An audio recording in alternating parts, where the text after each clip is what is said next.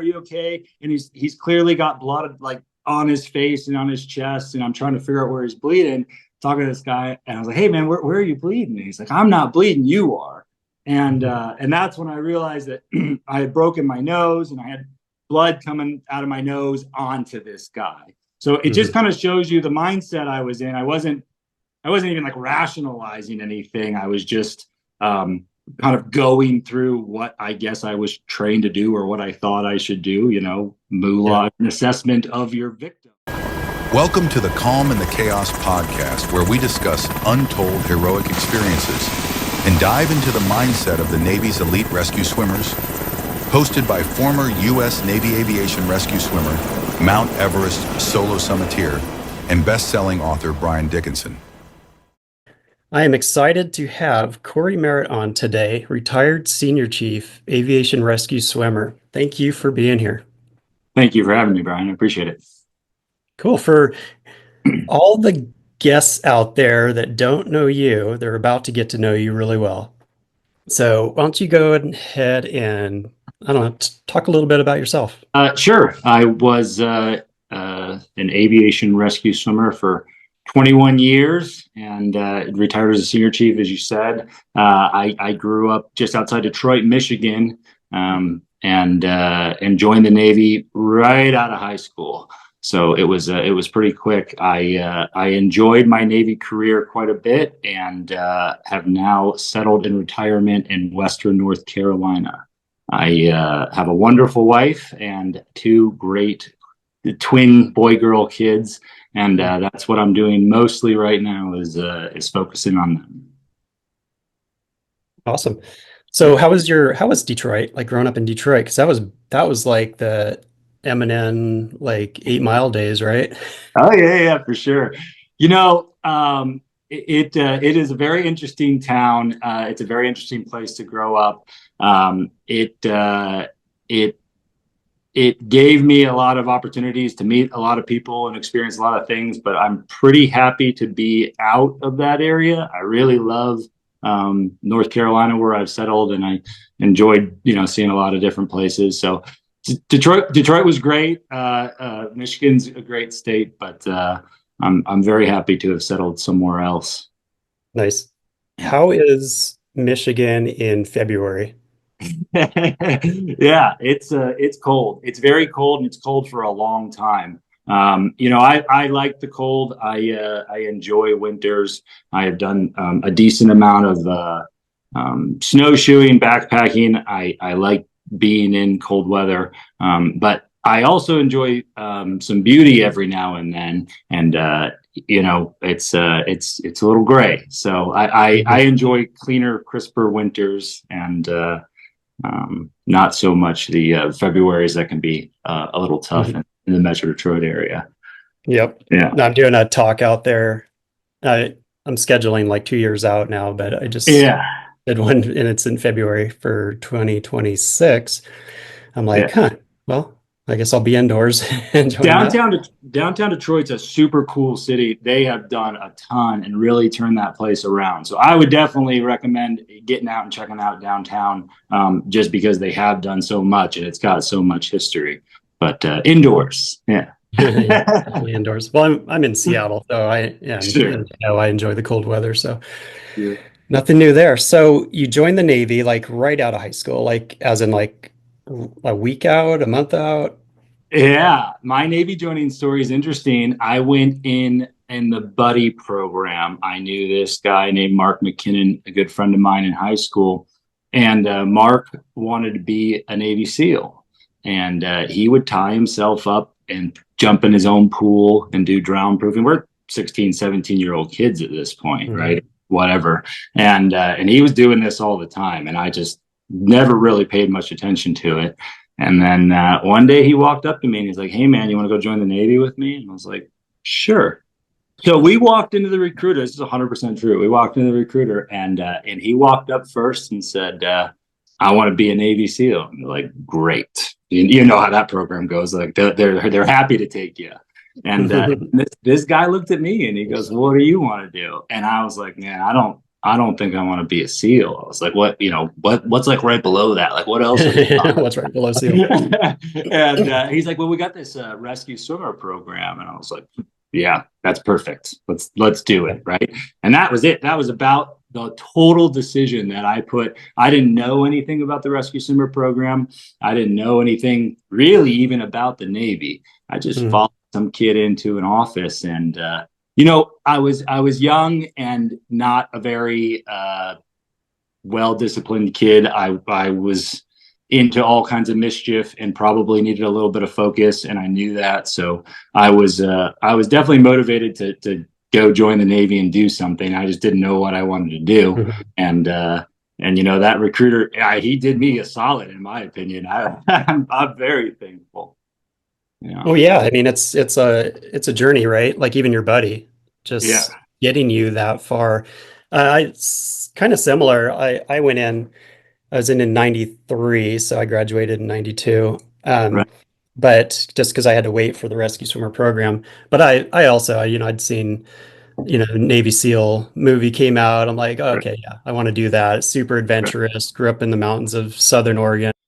Signed my contract before I was even graduated high school because I was 18 as a senior.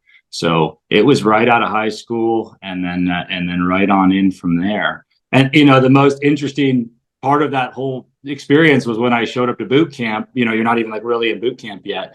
And they're like, well, you're here to be you gotta pick a job. And I was like, no, I got a job. I'm a SAR swimmer. It says right on my contract right here.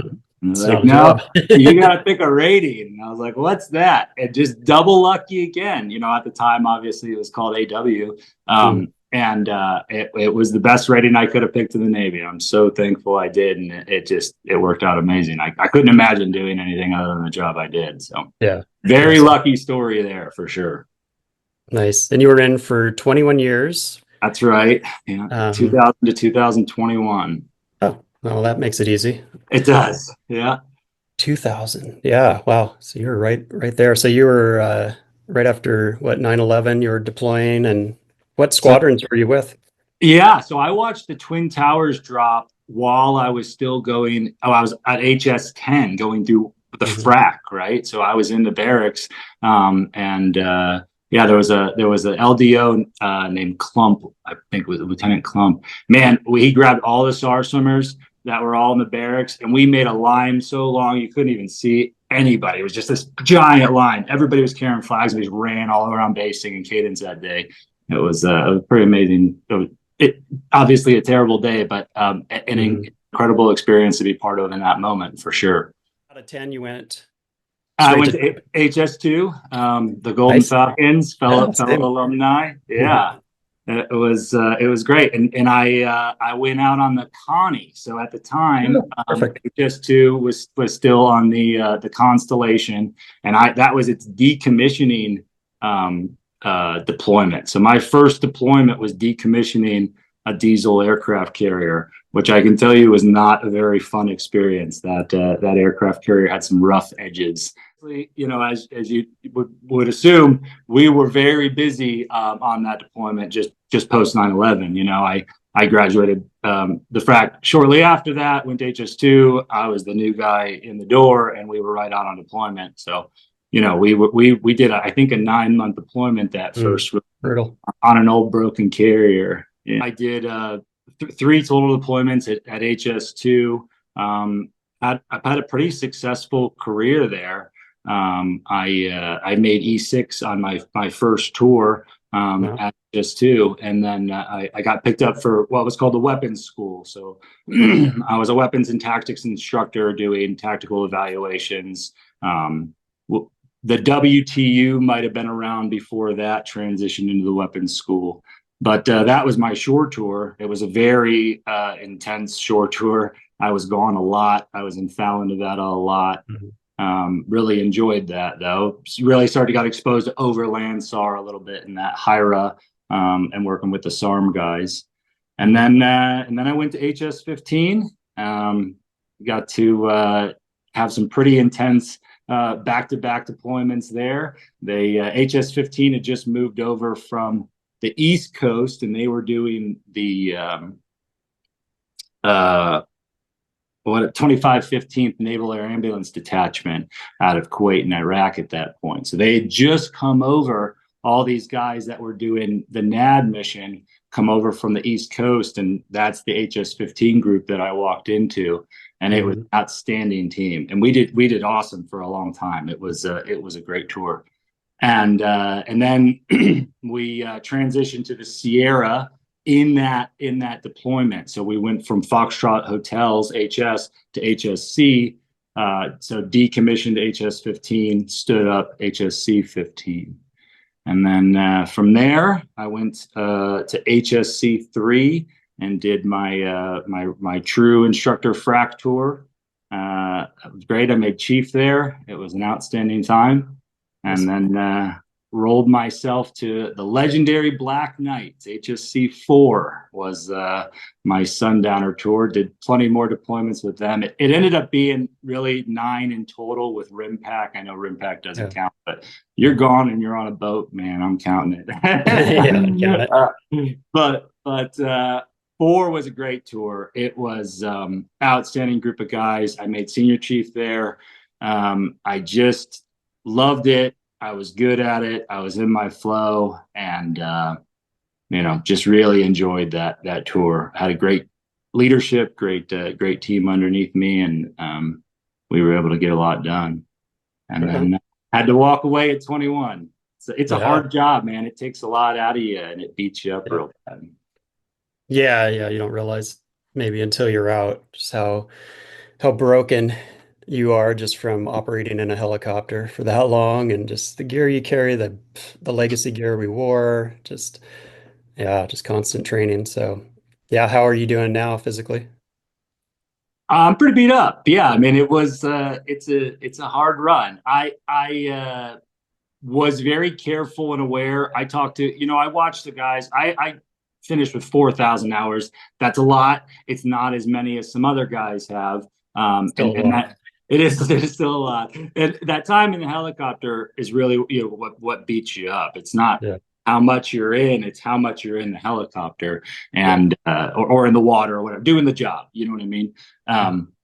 So I talked to the guys that had been around and how they were taking care of themselves, and there's been a big movement in the community of back pain awareness, of injury awareness, and how because no one wants to go down. They're always trying to stay in the job and keep fighting. So having those conversations correctly to where you can get yourself fixed, but keep doing the job.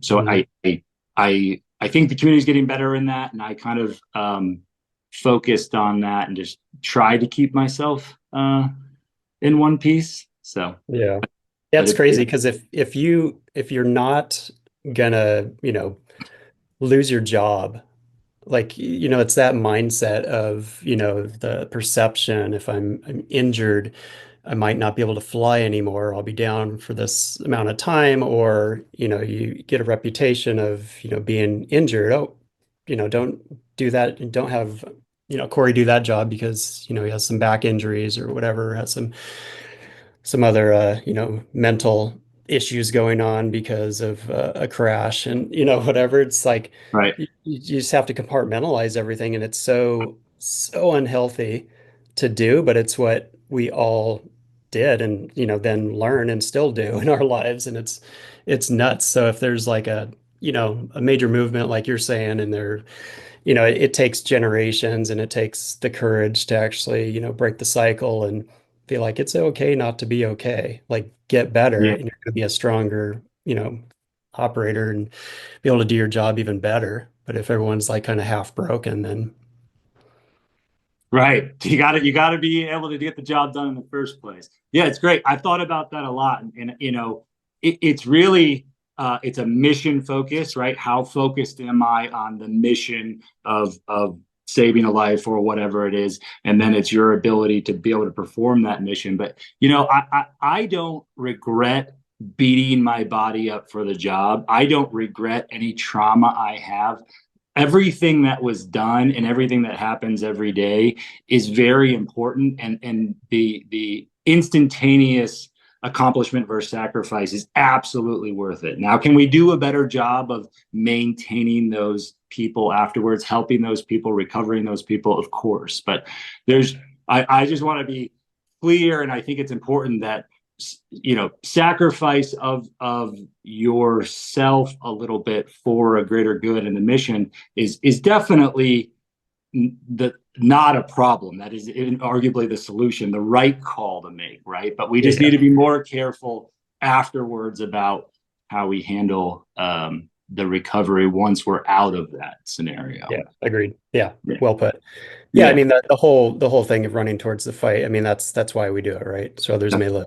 And if you take that away, then you're going to get a different breed of people that will back down when stuff hits the fan. And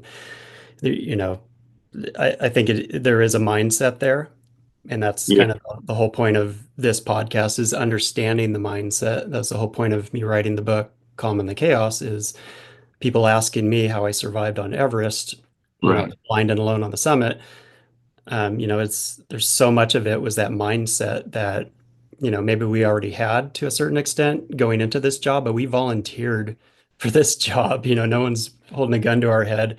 And the people that made it through for a reason. And then we were, put in scenarios that you could easily walk away from and quit. But, maybe we're not that smart and we just continue pushing forward, or maybe we're like ultra smart and we know how to survive in those situations, but not just survive, but thrive, help others live, when everyone else is backing off. I've been thinking about that a lot after reading your book. You actually opened my eyes to that a lot. Like, how did I become this person? How did I was able to do all this stuff? It doesn't even seem realistic when you look back and read it, right? And it was really interesting to kind of reread through my training, right, told by you, and think about what I was thinking and how I got there. It's very interesting. How they do a really good job of turning you into the asset that you need to be if you just can make it. Yeah. And I imagine even people that fail out, they're changed for the better. Sure. Who knows? It could be traumatic, and I feel bad for some. Some should have made it through, I think, but you had to be so meticulous in so many different aspects, and then sometimes life happens, and it's just not the right season to make it through. But it's a good segue into the next topic of rescue swimmer school and your memories. Like, what is one thing that stood out in training for you? Rescue swimmer training was the hardest thing I ever did, like every day. So it was very interesting to me, right? So, I played football in high school. That was about it. I didn't really like compete in much competitive stuff. I was a physically active person, but I wasn't really a competitive person. I'd never really challenged myself to see what I was capable of. And it was like, it just kept happening to me over and over again. Like, oh my gosh, I can't believe I'm still going. I can't believe I'm still doing this. Abusive relationship. You keep going back for more.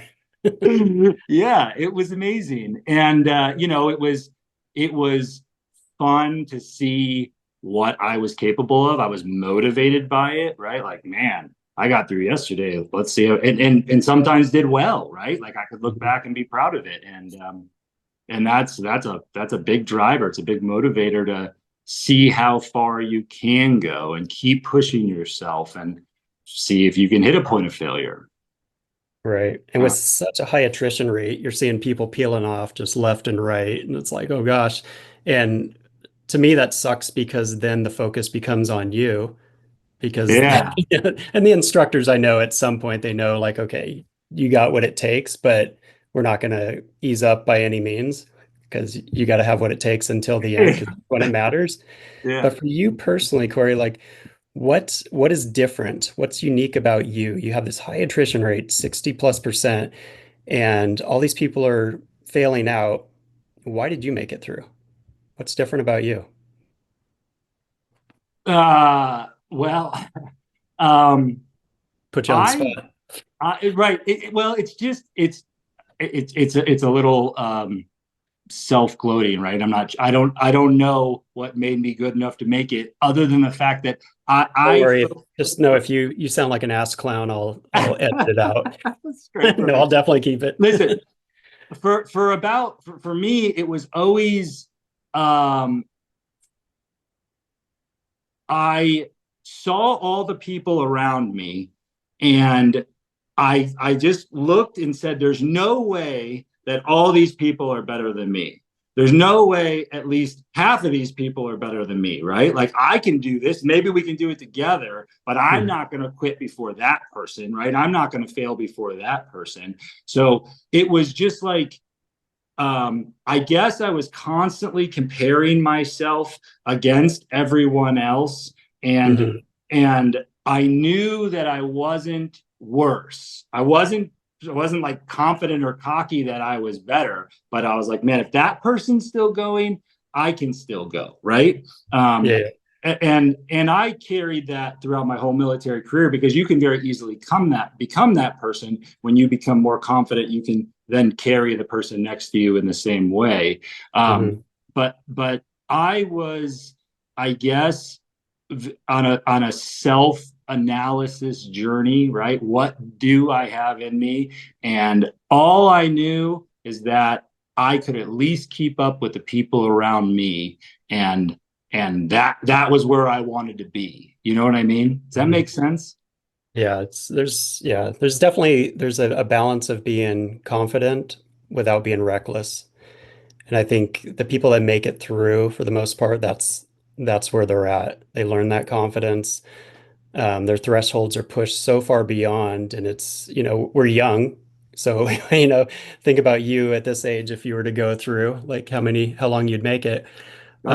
Maybe, but it's probably just, not. yeah, it's just different, because the fear of, a lot of people that I've talked to, there's this, and for me included, it's this whole chasing trauma. Like, if you had traumatic events in your life, and then you get into a first responder job or search and rescue, SAR swimmer, SEALs, whatever, it's, you're now in this control where you can maybe change the outcome of that trauma. And it's this, passive, I don't know, just unconscious way of living life that you may not realize it until you're on the summit of Everest and realize there's a pattern that you've been chasing and taking control of. So I think it's different for every person. Yeah, recovery from trauma can definitely, control is part of that, right? So being able to control your destiny, being able to control how you want it to go, can definitely be self-therapeutic, whether you know what's happening or not, right? Yeah, totally. Yep. So I think awareness, you name it to tame it. So at some point you keep chasing things in circles, and once you do get out, you have a lot of downtime. So you time to think about things, and all that stuff kind of comes back. Anything you compartmentalized. You want to talk about Indonesia? Sure. All right. So we spoke, man, it's been a couple years, right? It's been a while. Yeah. Yeah. It took me 3+ years to write the book, just interviewing just, a ton of different interesting folks out there.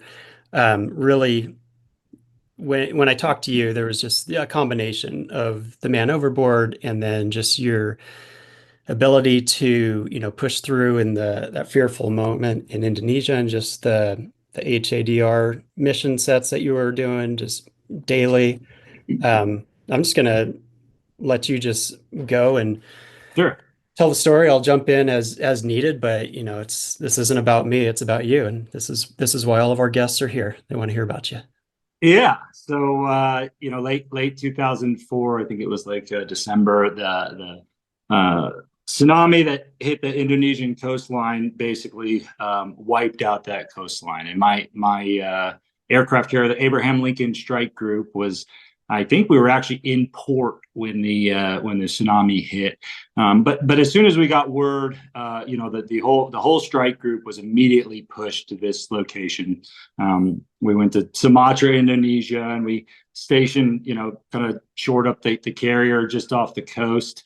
And it was a pretty amazing operation. I'll tell you what, the Navy had never done anything like this for sure. And I can't imagine they would ever dedicate an entire strike group to a Hatter mission again. So a lot was learned, but there was endless assets. And it was neat, all the jet guys, all the jet squadrons, they were like coming into our ready room and being like, "Hey man, we'll take your watches. We'll do your linens and stuff for you. We'll do your galley work so that you guys can just work. Like, we're all here just for you guys to fly."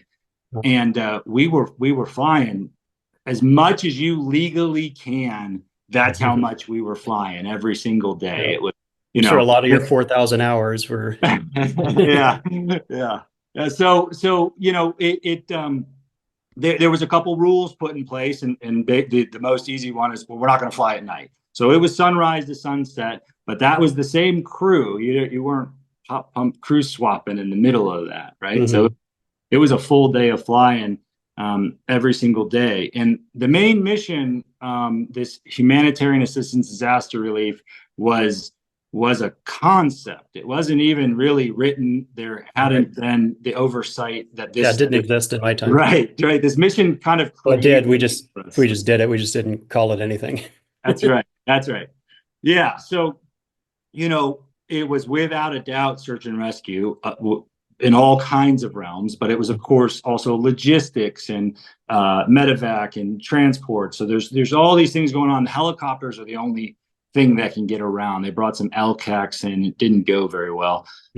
They were there and they did a great job. I'm sure. I wasn't trying to negate that, but we were just flying all the helicopter assets. So both the Bravos, because we had the Bravo to Sea program, where the Bravos were actually based off of the Abraham Lincoln at that point, along with the Foxtrot and hotels.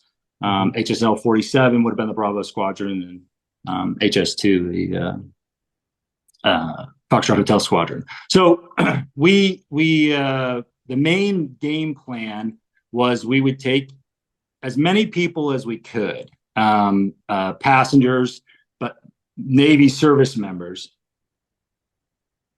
Some of them would have like medical qualifications that would go and help, but some of them were just carrying boxes, right? Like, stuff's got to be moved. You got to get those lines going along. And we would put a bunch of people in the helicopter, fly them in, and then do the support. So I guess I should probably cover the rescue before we move into that. But the funny part with the rescue, so yeah, spoiler alert, I got a rescue, right? But what was going on is we were really getting like dozens and dozens of rescues a day, but they were very atypical rescues, right? Like, someone would land and they'd walk out and they'd pick somebody up and they'd bring them back to the helicopter, right? Or we'd put them in a litter, or maybe give them some light medical treatment and then bring them in the helicopter. Well, these are 3 Tech 50 rescues, right? So these are documented rescues that we need to file the paperwork on. So we're going home at night and we're doing like 12, 15, 20 SAR reports sometimes. We even created like a little collateral duty watch that was doing SAR reports for us, because you were flying 12 hours a day and you couldn't even keep up with the paperwork. So like, on the books, people were getting rescues one right after another. Now, these were not deployment into the water, traditional naval aviation search and rescues, but they were being documented. And this, we're going to count them. Yeah. Oh yeah. We're counting, of course. So this is where some of the, the slack comes from. So it's the rescue day. It's dark, right? Because we haven't actually taken off yet. We want to take off at sunrise, and we're all pre-flight and spinning up our birds. And we were all the way back on the fantail, maybe somewhere back there, the back of the ship. And when we hear the man overboard goes over 1MC.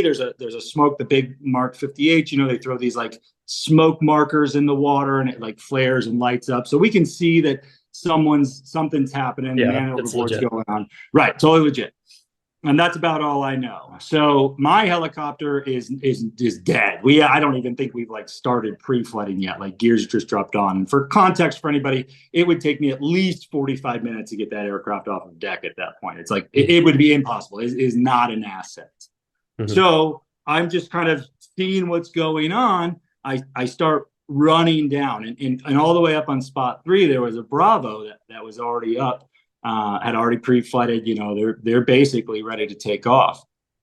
Well, at the time, Bravos did not fly SAR capable for a couple different reasons. So there would only been one person in the back of this Bravo. It was right. A crew chief, a hoist operator, and I ran up to him and I'm like, "Hey, man, what's going on?" He's like, "Well, go get your SAR gear." I'm like, "Okay." So I run all the way back to my helicopter and I grab my SAR bag, and a SAR bag. It's a big, heavy bag. It's got a lot of stuff in it. And I sprint all the way back. So, the flight deck's about 1,000 yards. So this was a pretty good sprint back and forth. And I basically jump in this helicopter as they're ready to break chocks. So they're fully up and ready. The boss is giving them permission to take off. Like it's time to go. And I'm like diving in the door of this helicopter. I'm not kidding.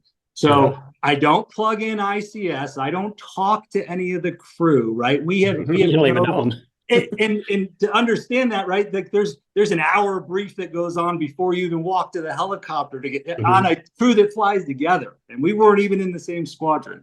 So I just jumped in the back of this helicopter. He tells me to dress out. I dress out, and before I know it, he is ready to deploy me from that helicopter. It was amazing. It was very cool and unique to see. No prior coordination. I played poker in the barracks with this guy, I mean, that was it. That was our relationship before that. We had the crew chief. Yeah. So it was very cool. So he flies me right over, pretty clean at that point. The sun's basically up. It's fine to do a 10 and 10. So he jumps me on. I swim over to the guy, and I get there, and the guy's he's naked, right? He's like, that's right. He's naked dude in the water, and he was.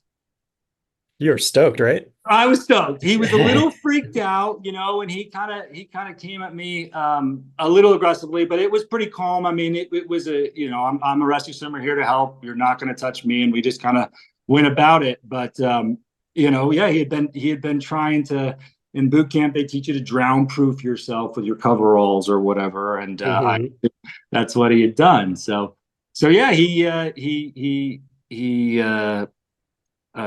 naked dude right in front of me, and they drop the strap down. I hook him up in the strap, and we ride back up together and lay on the cabin of a helicopter with a naked dude as they pull you in. It's that nice slide across the floor. And that was about it. So that was my big rescue. It was fun. It was easy, very minimal craziness, and it was with a crew that didn't have to talk to each other to easily save a life and get it done. So it was a neat little experience. So what's cool about it though is that it wasn't your squadron, it wasn't your helicopter, and it's a good example of the training that goes across all platforms, so there's no difference. So I thought it was cool from that perspective, and you had a live audience, right? Yeah, of course, right. So the aircraft carrier flight deck is performing this mission for helicopters. I mean, the flight deck is never as calm as it was this time, right? It's all helicopter stuff. So people can be out, people can watch. Plat Cam is just watching me live. Ready Room's watching it live. Everybody's up. It was it was like the start of the day, but the start of the day didn't happen. Instead of the search and rescue happened, and then we go back to the start of the day. So everybody got to watch it live for sure. And then we come in and land, and I full swimmer gear, soaking wet, like still fins in hand. You're not gonna let your fins go, right? So I got everything with me still, going downstairs, and I walk right into the ready room, probably the same ready room you did your deployments in, and I'm just standing there dripping wet, and Jesse Cash, I think he was a senior chief at the time, walks up to me and hands me a mop and says, "Clean up your mess." And I was like, no love. Booyah. Yep. Listen, I was on the moon, man. I just got a rescue. It was a great day. How old were you at that point?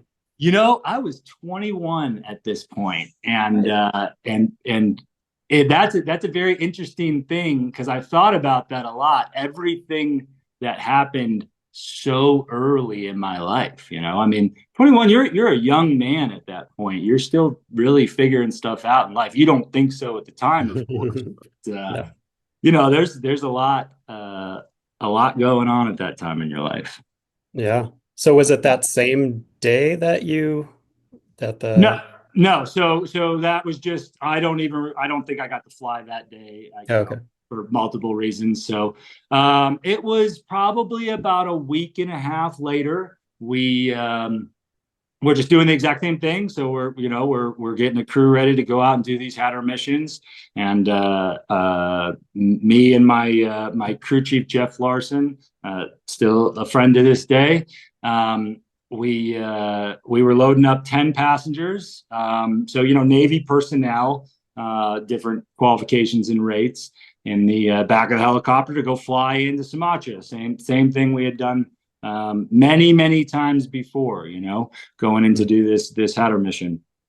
So we had a seat waiver, which was very significant. It was a CNAF seat waiver. So we didn't have to have passengers in seats. So we could just pile people in the back of the helicopter. It was really important to the Hatter mission, but, significant to the day for sure. Pause there for people that don't know what Hatter is. Yeah, sorry. Humanitarian assistance disaster relief. So it's just, it's like FEMA stuff, right? Just helping out with disasters. And that was the acronym we were using for it at the time. And it's very much a search and rescue mission. It's just designated with humanitarian. Yeah, that's right. Okay. So we're just doing our normal crew, and we're flying in, doing our thing to go do the same mission we had done for days and days and days and days before that. Just kind of running through the same thing. And it was a very benign morning, very calm, mellow morning, nothing out of the normal for sure. So we fly the whole coastline, from the ship all the way into the coastline. And we were coming into land. We had established like this landing area at a soccer field, big, open, flat soccer field. It's a great place to land a helicopter. And, there's all kinds of people around. So we would come in and land and drop everybody off. So we come into land for this soccer field, and we go to turn towards the landing, and we can't come out of the turn. So we're basically mechanically locked into this turn, and we had a mechanical malfunction that had locked a tail rotor servo in place to kind of create this pedal input. Not knowing that at the moment, of course. All we knew at the moment was that we couldn't come out of a turn, and auto-rotated the helicopter. So we attempted to descend the helicopter and reduce the workload of the helicopter and flare it down to the ground was our basic idea. And we were spinning pretty intensely, very hard G-enforced spins at this point. And as we're coming in, and as I'm calling the landing I'm in the cabin door's open, and I'm trying to like call the landing for the soccer field, is when this spin happens. So it was really just a few seconds of time. There wasn't much time. The pilot called out the auto. We started the descent, and I brought the cabin door closed and kind of braced myself in the cabin. So for a cabin door, there's a handle on each side. You can kind of like lock yourself into that position. So I was on a gunner's belt in the door, with the door closed against me as we hit. So we came in and we hit on our struts first. And the pilot actually did a really great job, because we were like probably 15 or 20 degrees nose down until the very last second, which would have been catastrophic. And he was able to balance that out right before we smacked it. And then once we hit, it flipped us. So now we flip on the side. And of course, all the main rotor head blows apart as we flip. So we flipped on our right-hand side, and I was in the right-hand cabin door. So what happened at that point is the 10 people that were inside the cabin with me with no restraining harness, as we were allowed to do, all landed on me. So like no gunner's belts or anything? No gunner's belts. Oh, wow. Yeah. Well, yeah, it was pretty loose. It kind of depended on where they were. Yeah. I'm not judging. So, yeah, that's fine. I get it. Yeah, I guess we can talk to CNAF about it, Mhm. right? Uh, but we had ended up landing. So in this area in Indonesia, there's a lot of rice paddies, and a rice paddy is really it's a pond Mhm. with like rice that grows out of it.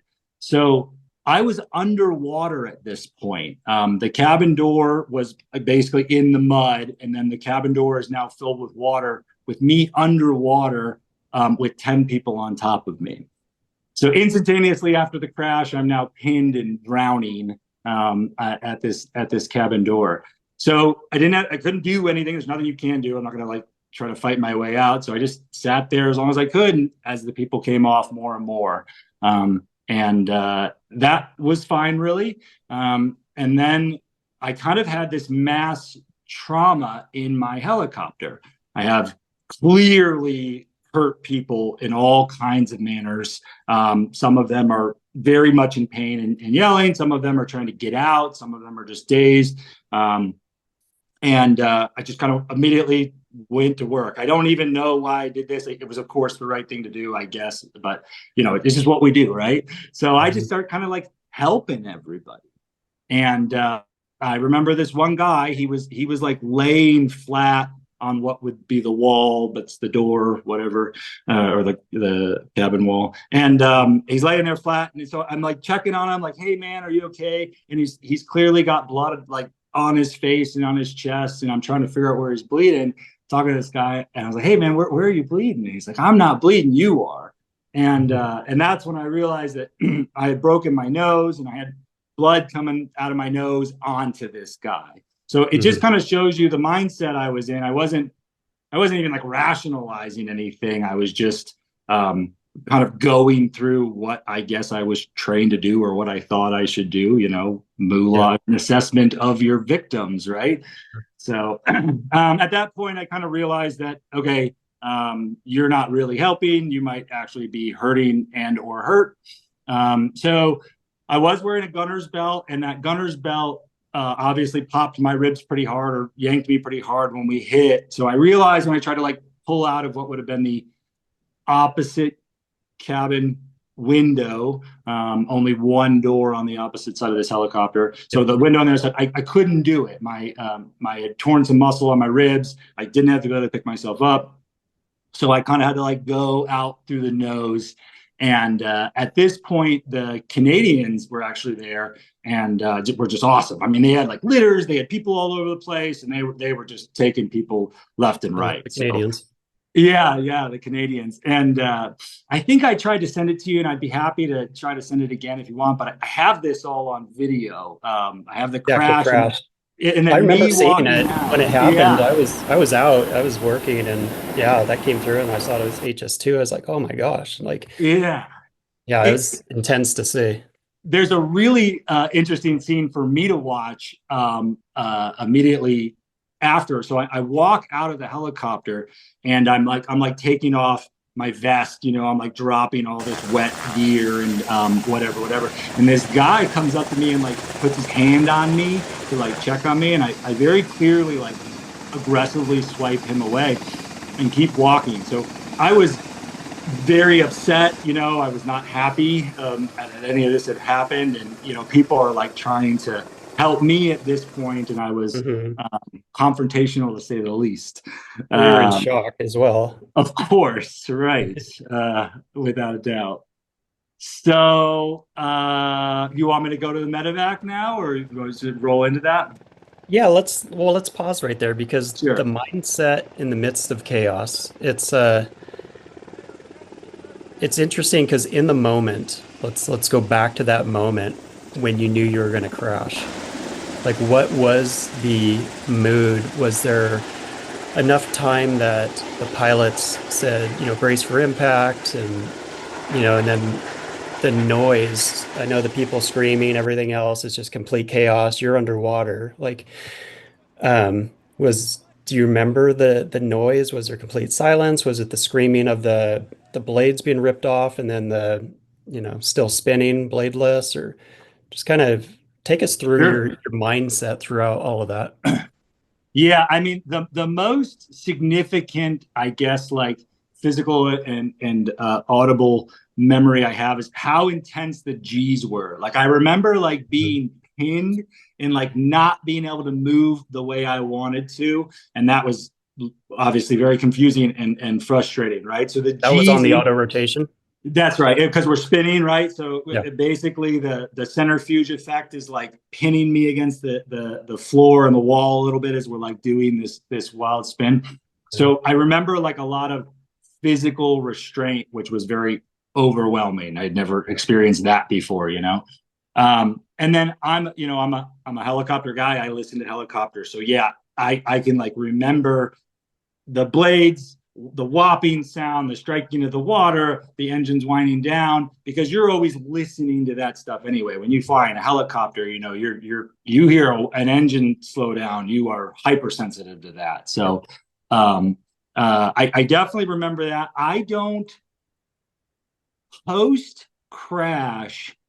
I don't remember any sounds or any really environmental stuff other than visually looking. I was just scanning, analyzing, like what's going on, you know, like assessing the scene is what we call that, right? I guess I was just taking track of everything that was going on. You know, so there was a young lady who had broken her hip, and she was in a lot of pain. So we were talking as much as we could. I remember that conversation pretty intensely because it was a very intense conversation, but you know, conversation is the right word, but yeah, that was kind of my audio visual recount of it. Okay.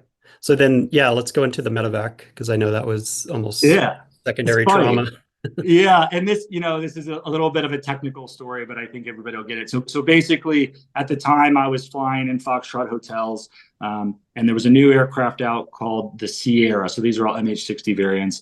So the MH-60 Sierra was new to the world, and they were being flown by Navy 46 pilots. And the 46 had this maneuver called a side flare. It can basically fly sideways all at once because it has double rotors. So there had been an introduction of this side flare technique with the Sierra, which I was not aware of at the time. I was a Foxtrot hotel guy. I don't even know if I had seen a Sierra at this point. But it feels like a spinning helicopter. They are spinning the helicopter on the nose, just like what would happen if you lost tail rotor control or effectiveness, just like I experienced. Oh. So I get talked into this medevac on a Sierra. Me and Jeff Larson together, we both get on this. You know, it's a rescue swimmer helicopter with rescue swimmers on it that are now rescuing me. It was a bit of a crush to my pride, but I got on the helicopter, right? And they flew me to the USS Mercy, which is a hospital medical ship that was all part of the Abraham strike group at that point. You were sitting, right? Or were you in a litter? I was sitting in a seat. Yeah, Jeff, I think they had put in a litter at that point, but I think everybody that looked at me knew they were not going to put me in a litter. So you're just pissed off. There's a 0% chance of that. You're the free floater that we all hate in rescue swimmer school. Yeah, but you know what? No one actually called me out on it, even though they should have, right? I probably should have been in a litter, but yeah, strap them down. Yeah, good luck. So anyway, we come into land on my medevac rescue. I'm the one being medevaced at this point to the USS Mercy, and we do this side flare in, and I immediately just like, it was an overwhelm of emotions, like, oh my gosh, this is happening again. Like 30 minutes after this, or hour, whatever, after this just happened, I'm doing the exact same thing again. And that feeling of this happening again stuck with me more than anything else. And I don't know if it was because of that side flare. I didn't help for sure. But I was hyper aware of it right off the bat because it did happen right afterwards. You know what I mean? Yeah. And because it's so fresh, you hadn't even come close to processing everything that happened. Your mind was almost like So like you were still in that fight, like you were in a continual crash, man. That's horrific. I'm sorry you went through that. Like that sounds I've had triggers from, just different experiences in my life, like my survival on Everest and everything. And it's the real deal until you actually go through something like that. It's hard to imagine, but it takes over. Yeah, and thanks. And I've had a lot to think about recently, especially with your book and just being retired and having the idle time to actually think about all this stuff. Um, I so standard process is you do a medical evaluation board to make sure there was no like medical issues, drugs, alcohol, illness, whatever for the mishap, and then you do this review board that looks at you for flight safety. They do an investigation and so forth, but there's a flight clearance that you get released on at some point. Mm-hmm. And it is very non-standard, in my opinion, to have someone fly even 30 days after a mishap. 60 is probably more about the norm. Some would even go out to 90, and that would be a more extreme. But it's a period. You have plenty of time to kind of run through everything. And you asked me how old I was. I was only a week older than I was the first time, right? So 21, mm-hmm. And I was super motivated, right? Dude, we were doing it. I was getting it done every day. We were doing amazing stuff, mission of a lifetime, and being able to do that was the opportunity of a lifetime. And I had no interest in backing down, and I think about that now, and it blows my mind. Mm-hmm. Not that I didn't realize it, but man, like I probably should have had a little bit more time to kind of get myself together and back right before. But if you ask the 21-year-old Cory, man, he's ready to go. He's excited to go. But I think if we want to talk about trauma, I don't think that helicopter crash was traumatizing for me.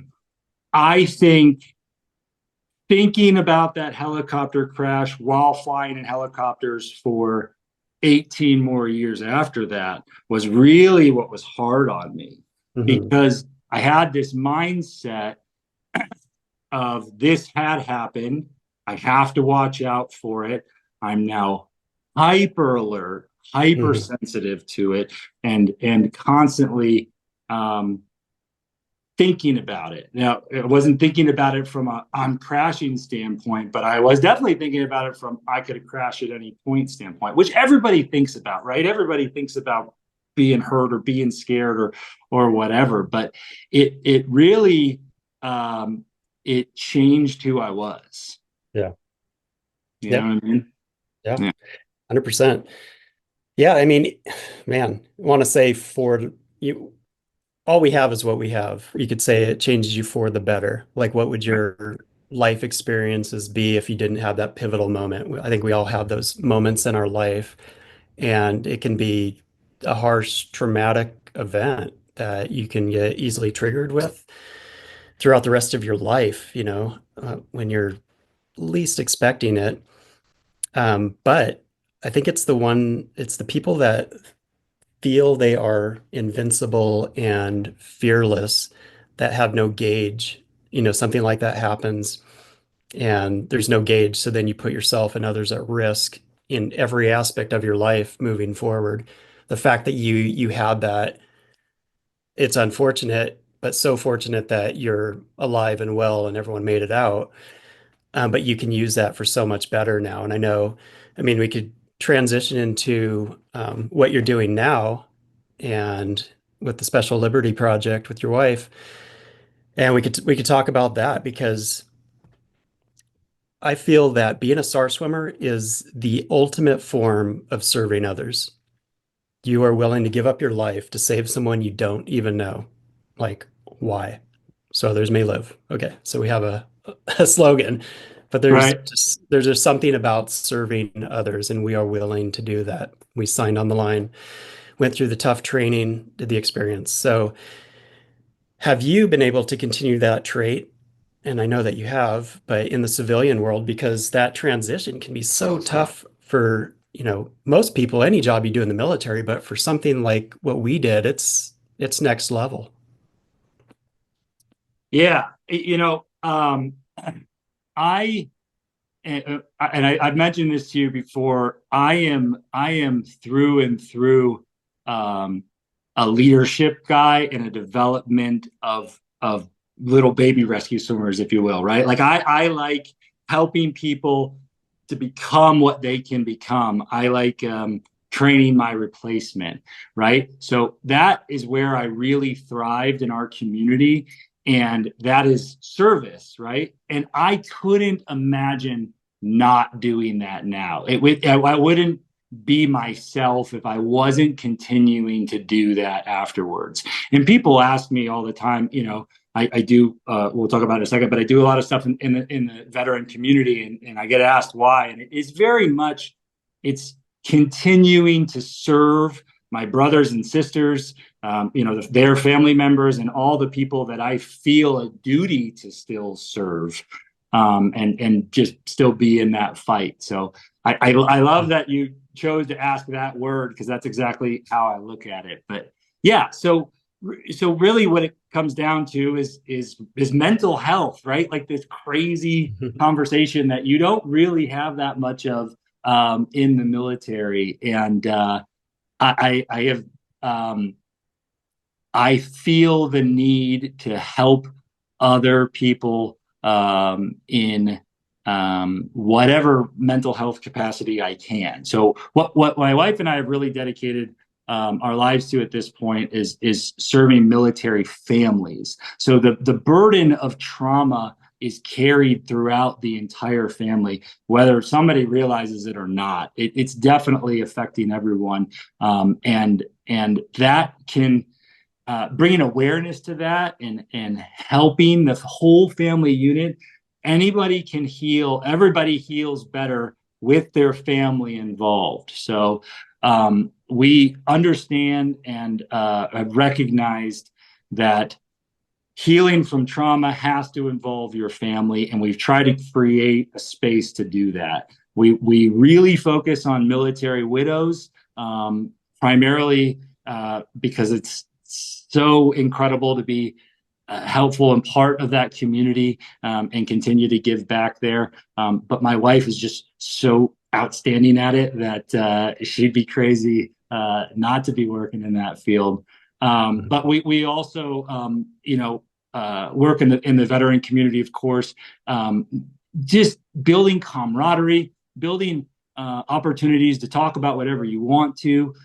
I think swimmers in particular can really appreciate the swimmer shop, right? The things that are talked about and done in there are really important to the process. And when you separate yourself from that, you still have everything, but now you don't have all of that shop to kind of help you dump, or maybe just blow off some steam or whatever. All the things that can happen at a shop. So just rebuilding opportunities for camaraderie with veterans. We mainly do it through hiking, outdoor activities, hunting, fishing, things like that. But just creating a space to where conversations can happen about whatever conversation needs to happen. That's great. And where can people find this organization? Yeah, so we're called the Special Liberty Project, and speciallibertyproject.org is our website. We have a pretty solid Instagram and Facebook social media following. So definitely check us out and some of the stuff we're doing. Cool. I'll be sure to link it. Sure. Yeah, no, that's amazing.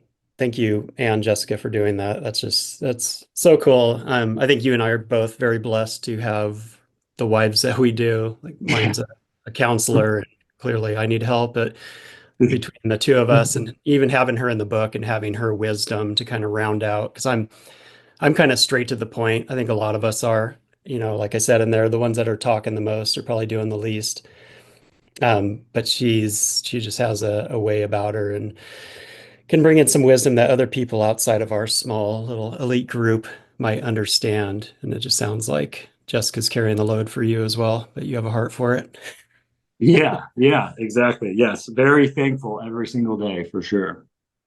All right. So just something I thought would be fun to kind of end it out, just to get into the mindset of an aviation rescue swimmer. I'm going to give you a scenario. I chat GPT'd it, got a couple different scenarios, and I just want put you on the spot and see what goes through your mind as you are in, let's see, you're now launched the Alert 30 helo.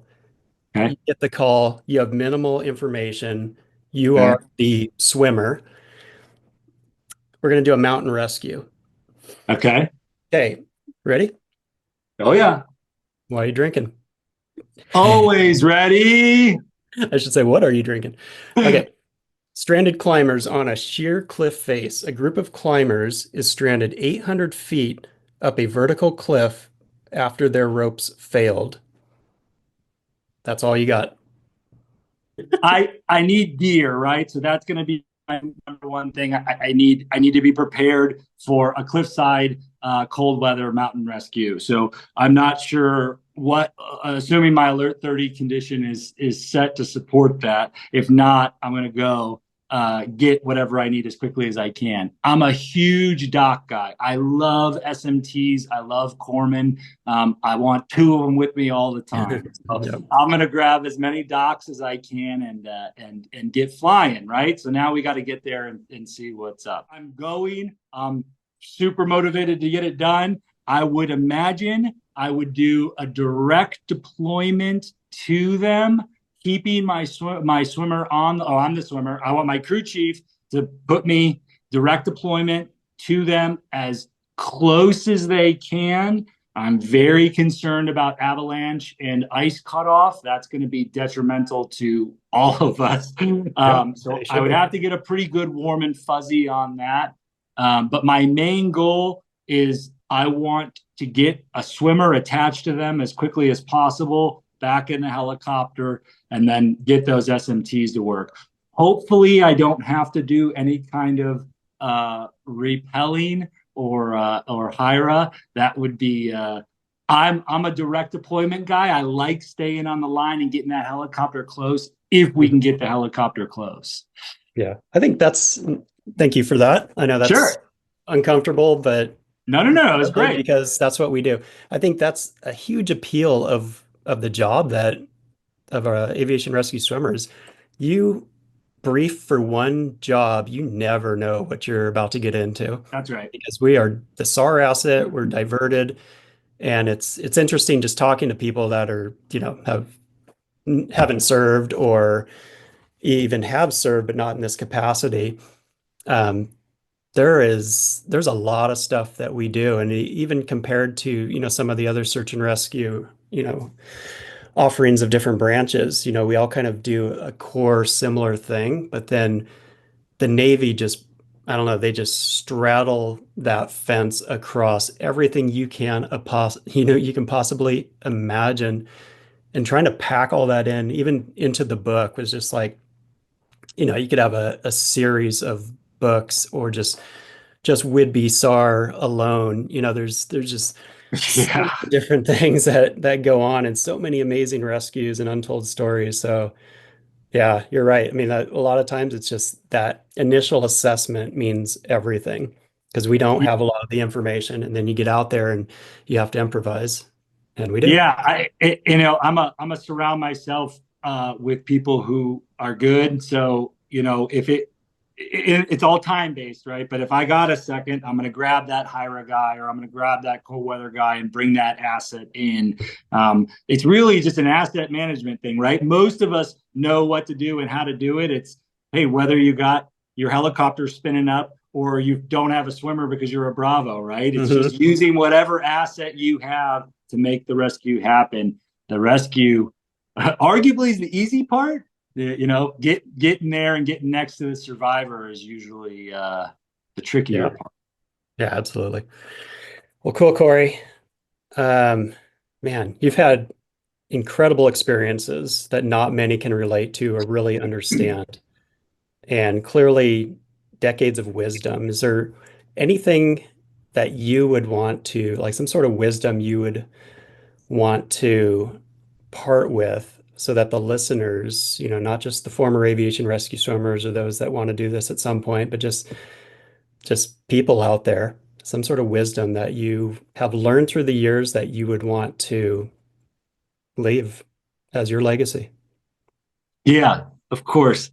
I'm a big grace guy, so I'm going to show you how I'm going to get there, though. When I got out and I started going through my mental health process, if you will, right? I was involved with a lot of different people who had a lot of different things to say. And I remember looking back, and this is only a couple of years ago, right? I remember looking around and being like, man, how is that person struggling with that? Or how is that person complaining about that? I was like, are you kidding me? And I wasn't a comparative game. I was trying not to, but it naturally happens. It's not like, we did different jobs. I understand it's not a comparison, but I was like, are you really struggling with that? It was kind of like judgment on how hard what I was perceiving they were struggling with was. Yeah. And just a couple of years later, I have learned how wrong I was on that. And what everybody struggles with a lot of stuff. Everybody's got trauma. Everybody's got problems, and trying to assume that our problems are anywhere close or related to theirs is a terrible assumption. And what I have experienced and what I would try to help other people to experience is to have grace in approaching that person, that they are struggling with what they're struggling with, and that is their journey. And if you can meet them on that, that's great. But if you can't, just back away or keep your mouth shut, right? Like judging someone of their trauma or their struggle is a terrible thing to do, when you can just give them a little bit of grace and maybe it'll even help both of you. You know what I mean? Yeah, that's great. Great bit of wisdom. And I totally agree. Once you get in that comparative game and comparing, trauma and past experiences, you never know what someone's going through. Never know. And it is real to them. I stand on stage in front of thousands talking about going blind on Everest. And the last thing I'm ever going to do is try to make that a comparative of what the person in the back row is going through, who just happened to stumble into this event, because their Everest, their trauma, whatever they're going through is so real to them and probably way worse than anything I went through, anything you went through. Right. Because it's not actually about the experience on Everest. It's about what you experienced while you're on Everest. You know what I mean? It's that whatever you're struggling with, whatever happened to you, right? It's personal experience. Yeah. Yeah. Yeah. Thank you so much for coming on the show today, Cory. It's been awesome to connect on this level and just to share your experiences and your wisdom and just everything. And I hope everyone will go out. I'll put a link down to the Special Liberty Project just to see what you and your great wife Jessica are doing out there. Yeah. Thank you for listening to the Calm in the Chaos podcast. Please subscribe to be notified of future episodes. And if you enjoyed what you just heard, please leave a 5-star review on whatever platform you listen to podcasts. Until next time, get out there and make a difference so others may live.